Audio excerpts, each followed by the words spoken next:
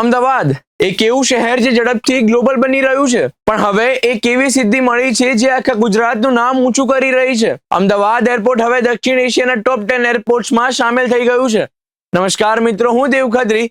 સ્વાગત છે આપનું યોર ન્યૂઝના પ્લેટફોર્મ પર.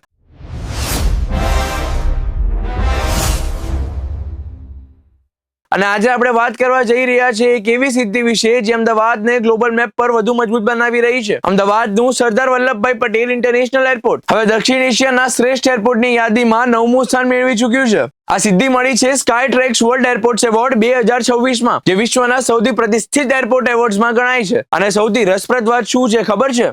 ટોપ 10માં 9 એરપોર્ટ ભારતના જ છે. આથી સ્પષ્ટ થાય છે કે ભારતનો એવિએશન સેક્ટર ઝડપથી વિકસતો જઈ રહ્યો છે. દક્ષિણ એશિયાના ટોપ 10 એરપોર્ટ્સમાં સામેલ છે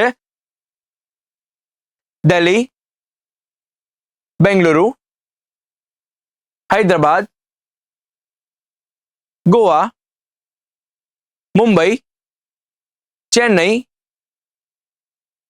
કોલંબો, કોચી, અમદાવાદ અને કોલકાતા. અને આ લિસ્ટમાં અમદાવાદનું સ્થાન ખરેખર ગર્વની વાત છે. આ રેન્કિંગ માટે ઘણા માપદંડ હોય છે: મુસાફરોને મળતી સુવિધાઓ, સફાઈ અને મેનેજમેન્ટ, સુરક્ષા અને ઓવરઓલ એક્સપિરિયન્સ.